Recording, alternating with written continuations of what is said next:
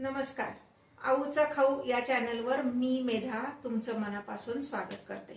पानाची डावी बाजू जी असते की नाही ती पण आपल्या जेवणात खूप महत्त्वाची असते, की जी चटपटीत चमचमीत असते आणि आपली जेवणाची लज्जत वाढवते. आपण नेहमी डाव्या बाजूला चटणी लोणचं असं घेतो, तर ते लोणचं जे असतं की नाही ते बऱ्याचदा खूप तिखट वगैरे असं असतं आणि बऱ्याचदा आपल्याला तिखट लोणचं नको असतं, पण चविष्ट आणि जिभेची चव वाढवणारा असं काहीतरी हवं असतं. अशा वेळेस आपल्या मदतीला येतो तो म्हणजे आवळ्याचा छुंदा. ज्येष्ठ नागरिकांना पण खाता येतो, कारण हा आवळा किसून आपण करणार आहोत. तर आपण आता रेसिपी बघूया आवळ्याचा छुंदा. हे पहा, आवळ्याचा छुंदा करण्यासाठी मी अर्धा किलो आवळे स्वच्छ धुवून कॉटनच्या कपड्याने पुसून कोरडे करून घेतले आणि नंतर ते किसून घेतले. हा आवळ्याचा किस आता हा तयार आहे. आता मी काय करणार, एक स्टीलचं भांडं घेतले, ते पण स्वच्छ कोरडं पाहिजे. आता मी हे त्यामध्ये आवळ्याचा किस हा घालणार आहे. हे पहा, ही स्टीलची कढई मी घेतलेली आहे, त्यात हा आवळ्याचा किस घालणार आहे. आवळ्याचा कुठलाही पदार्थ करताना शक्यतो स्टीलची किंवा नॉनस्टिक भांडी वापरा. पितळेचं, तांब्याचं किंवा लोखंडी भांडं वापरू नका, तो पदार्थ खराब होतो. हा आवळा मी आवळ्याचा किस यामध्ये घातलाय. आता ह्यामध्ये मी घालणार आहे, जेवढा आवळ्याचा किस असेल तेवढाच गुळ किंवा साखर तुम्हाला जे हवं ते तुम्ही घेऊ शकता. मी दोन्ही निम्म निम्म घेतले, म्हणजे पावशेर साखर आणि पावशेर गुळ असं मी घेतलेलं आहे. आता हा गुळ मी ह्यात घालते आणि पावशेर साखर हे सगळं घालून मी मिक्स करून घेते. हे सगळं अजून मी गॅस चालू केलेला नाही.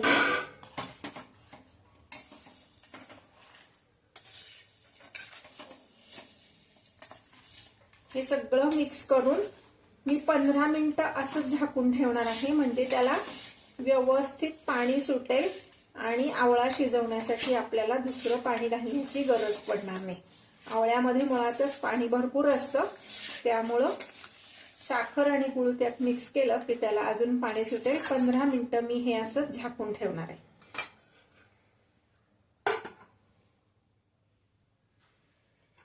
हे पहा, हे आता 15 मिनिटानंतर असा हा गुळ आणि साखर सगळं ह्यामध्ये व्यवस्थित भिजलेलं आहे.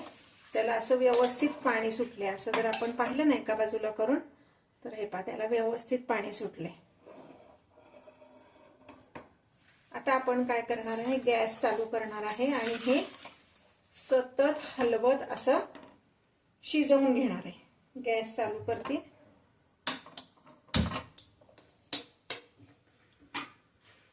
सतत हलवायचंय, म्हणजे हे साखर किंवा गूळ जे आहे त्याच्यामुळं ते करपत नाही.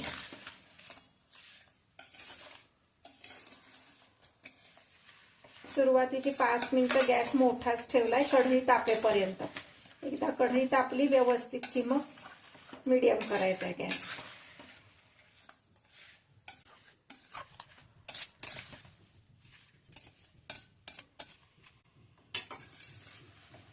बिना तेल तूप असा हा आपला छुंदा तयार होणार आहे.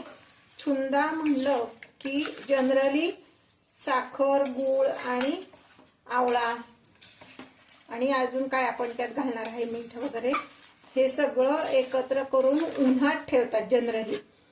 पण आता काय होतंय, गॅलरीत ऊन येतच असं नाही, आणि मग ते असं आपण ऊन त्याला लागलं नाही की त्याला बुरशी धरते आणि छुंदा तर तयार होतच नाही. ते सगळं साहित्य आपल्याला फेकून द्यावं लागतं. म्हणून मी तुम्हाला हा शिजवून करायचा छुंदा दाखवते. अगदी झटपट होणारा असा हा छुंदा. 15 ते 20 मिनिटं लागतात, फार लागत नाही.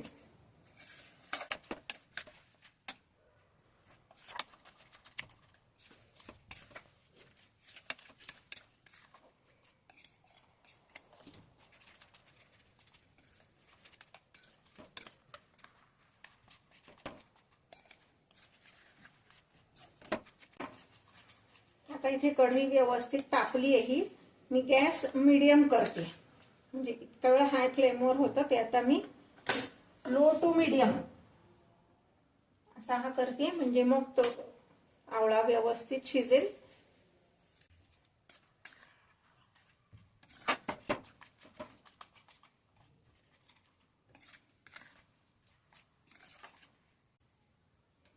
सध्या मार्केटमध्ये आवळे भरपूर आहेत. आवळ्याचे विविध प्रकार आपल्याला करता येतात. माझ्या चॅनलवर पण मी 2 प्रकार दाखवलेले आहेत, ते तुम्ही करून बघा. त्याची लिंक मी डिस्क्रिप्शन बॉक्समध्ये देते.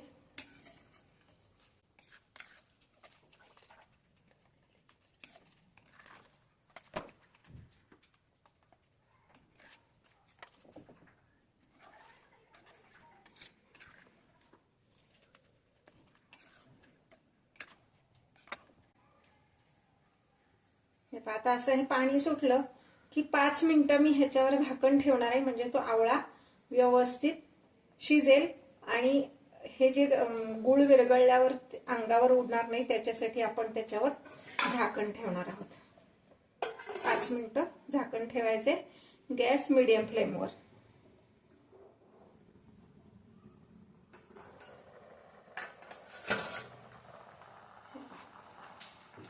हा गुळ पूर्ण विरघळलाय, हे आपण आता शिजून देणार आहोत.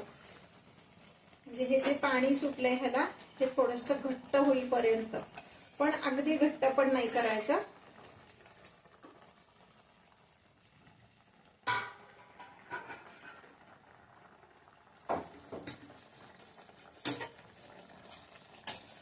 आता हे शिजत असतानाच मी यामध्ये मीठ घालणार आहे. मीठ घालताना थोडंसं, म्हणजे आपल्याला टोटल 2 चमचे मीठ घालायचे, तर त्यामध्ये मी 1 चमचा काळं मीठ घालणार आहे, ज्याने टेस्ट खूप छान येते. चमचा अगदी खूप भरायचा नाहीये, मीठ आपल्या आवडीप्रमाणे कमी जास्त करायचंय. काळं मीठ, आपलं नेहमीचं जेवणातलं जे मीठ असतं ते मीठ.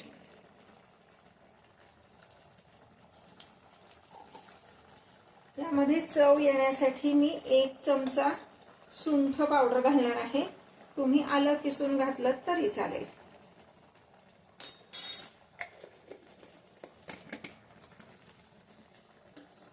व्यवस्थित हलवून घ्यायचे.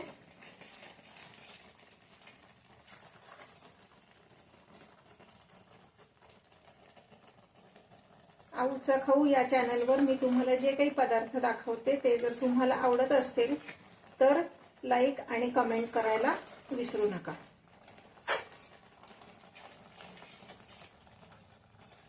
आता हे छान शिजायला लागलेलं आहे. त्यात अजून मी 2-3 इन्ग्रेडियंट ऍड करणार आहे. ते म्हणजे 1 चमचा जिरे पूड घालायचे.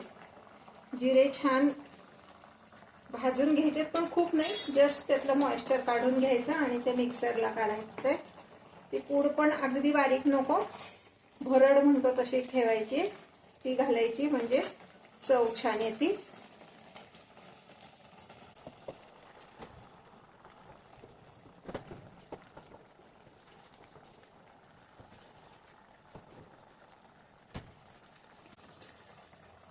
अगदी पाव चमचा मिरपूड घालणार आहे.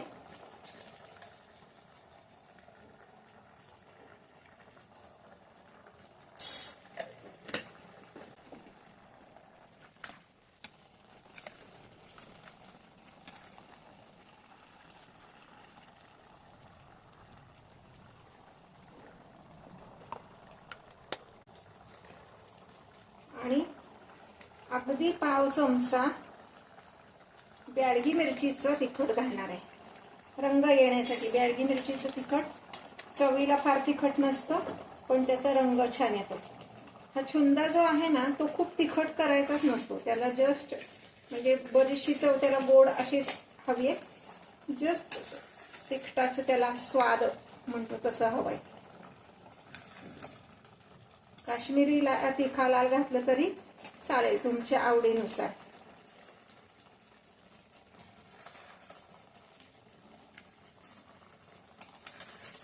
अजूनपर्यंत जर तुम्ही माझ्या चॅनलला सबस्क्राईब केलं नसेल तर सबस्क्राईब करा, शेजारचं बेल आयकॉन दाबा आणि माझे व्हिडिओ शेअर पण करा.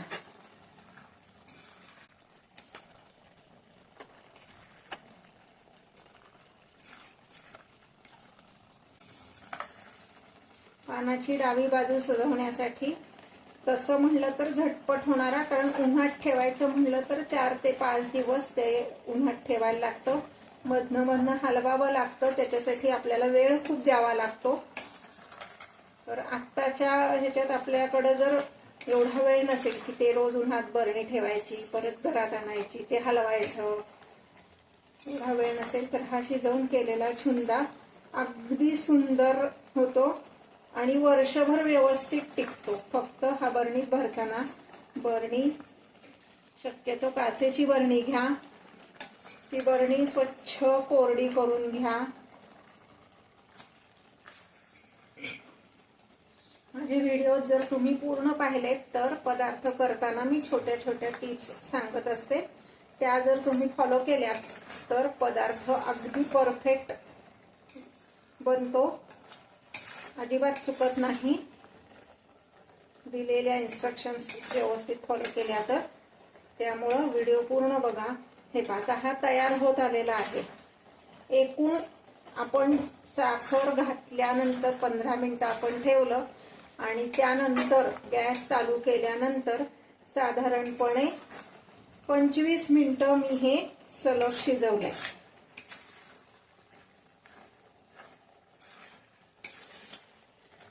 म्हणजे किती शिजवायचं काय कळलं नाही, कमी शिजवलं गेलं असं व्हायचं काही कारण नाही. आपण घड्याळ लावून जर तुम्ही बघितलं तर अर्धा किलोचा छुंदा व्हायला 25 मिनिटं लागतात.